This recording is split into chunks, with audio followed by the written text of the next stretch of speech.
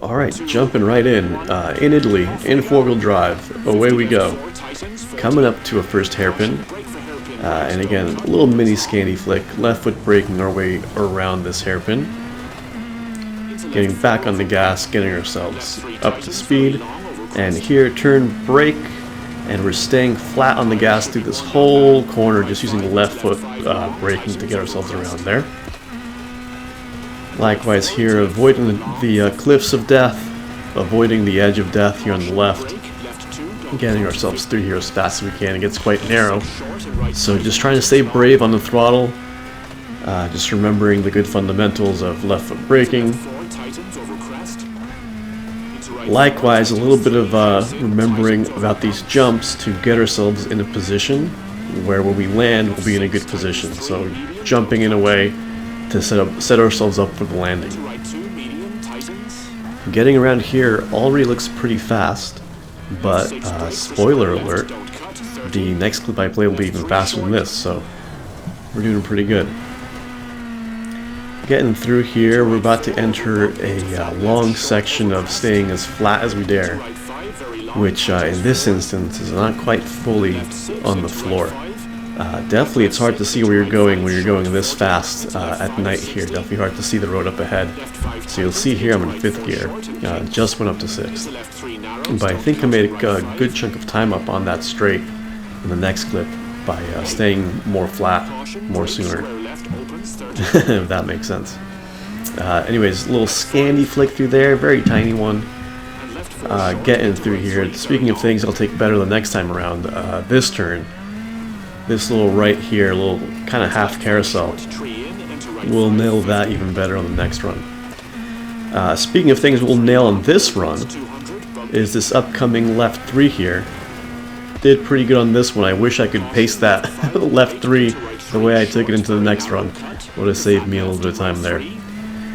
Coming up to this part of the course, this is where we start to lose a little bit of traction, and I don't know if it's because it's raining and the rain is getting worse as we go up this mountain, but this is the first part of the track where we kind of like lose level 1 of grip. And as we keep going up this mountain, there's maybe another level 2 of traction loss and level 3 of traction loss. This is a big one. This little right here, very easy to go wide left off that turn there. At this point actually there's peril at every corner.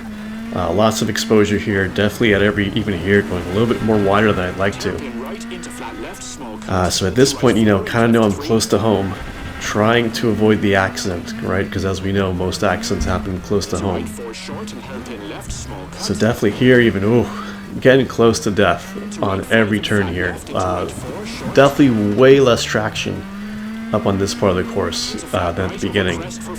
So kind of backed off there a little bit, and again, maybe that's where we make some time up on the next clip. But, overall, watching it back, that looked pretty fast, pretty happy with it.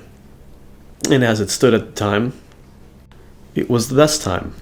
But a little while later, set up another time, as I alluded to earlier. So this is the one we finished on. Again, coming up to this hairpin, a little bit of a tiny scanty flick left, going in right as hard as we can, staying on the throttle. A little helicopter view so you can see really that rotation. Not much to look at during a nice night course from the outside, but that was a cool little view there. Also, the way I took this one, just absolutely hauling through the radius. One smooth radius, just like this. Meow.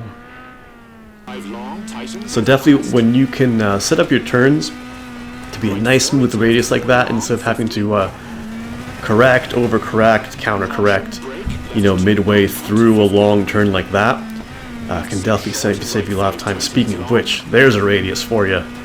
Welcome to time trials, man, where every second counts. Getting through here, again a little fast section, turn, brake, and we're staying on throttle the whole time, so we're powering out as we let off the brake. Here's another nice section. I took this one even nicer than the last time, I think.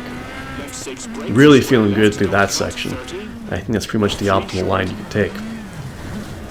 Alas, here we are. I wish I could have managed to nail that one a little bit better through one of my runs. And now approaching this little section of staying flat, and you'll notice we're in 6th, or we're going to be in 6th, much sooner than before. Much braver through here, but man, it's hard. Definitely hard to get through here. It's narrow. You don't know where you're going. Definitely a tough time to stay flat through there. And likewise here, trying not to bash myself on the wall, but a little bit here. I didn't think the car was that wide there. Anyways, we're out of there. On to the next section here, which this left 4 is almost like a little Scandi flick into this right 3. And we just had a better line through there that time, really stayed flat on the power the whole way through, and powered our way out of there. Likewise into here. Unfortunately here, if I could take it the way I took it in the first run, man, that would have been really nice. Here, this is also an alleyway of death with these rocks on both sides of you. You can definitely just kiss one of those rocks, and next thing you know, your trunk's in front of your hood. Again, reaching the part of the mountain where we're now starting to lose some traction here. It might be the surface, it might be the rain, but definitely trying to take it easy, not slide off the cliff, again at this turn especially. I know it seemed docile in the clip, but man, it was hard to not slide off that turn. Even here, that one was a butt-clenching one for sure. Pretty much every turn at the top of this mountain is it's a tough one. And here, in fact, even turning in a little bit too soon, bashing the inside rock. Again, perhaps costing us a 10th, 2/10, who knows. But generally, overall, this run looked pretty good. Felt pretty fast, looked pretty fast. One more little action cam replay of that hairpin we just took. And we're right here, coming home, across the line. And that was 3 seconds faster than our first run. And like I said, man, when I was watching back the first run, I thought that already looks pretty good. However, our second run, not good enough to beat our friend Mr. Dago there. But man, I'm still proud of that time. I think that was a good run. Anyways, this is the night before WRC EA Sports comes out.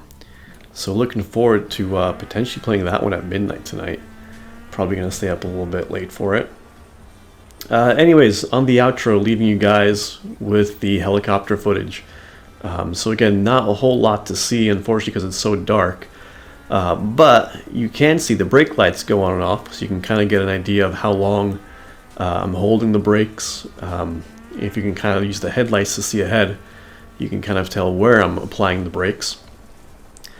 But yeah, generally a pretty cool view this aerial footage is. And if you actually look here, you know, that cut doesn't look that outrageous. Maybe it does. I don't know. It looked pretty straight from the helicopter view. Going through here, right, we're about to go where this little house is on the inside. This is where we had a nice little section here. We really hauled pretty good. And this is, again, just turning in, braking, and staying flat on the gas the whole time. Big brakes, and unfortunately we couldn't see any of that over the trees. So, let's check it out from this view. Again, past the house. Going in, left foot braking, staying flat, and man, just getting as close as we dare to that wall, and bang, back the other way. And yeah, man, I think that was about as close to the optimal line as you can get. There, perhaps, you know, could have made back another, I don't know, 10th? 2/10ths? If I could just take that little square left better. Coming in through here, man, maybe if it was daytime, I could have stayed a little flatter for a little bit longer through here. It was just so hard to see where the next turn was coming up. Especially just the way this game kind of handles like shadows and stuff like that. Things sometimes tend to pop in. So we're getting out of the little alleyway of walls there. Going into, again, this left 4, right 3. So I think we'll have a nice little clip here of us nailing it.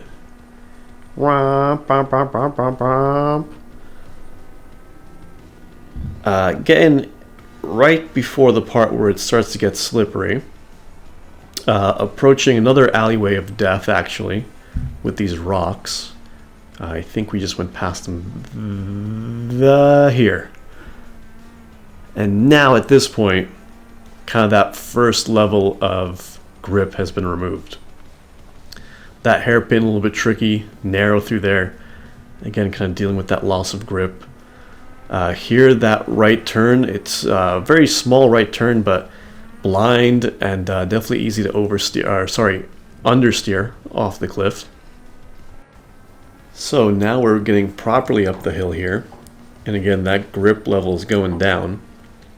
We're definitely big time in get me home mode at this point.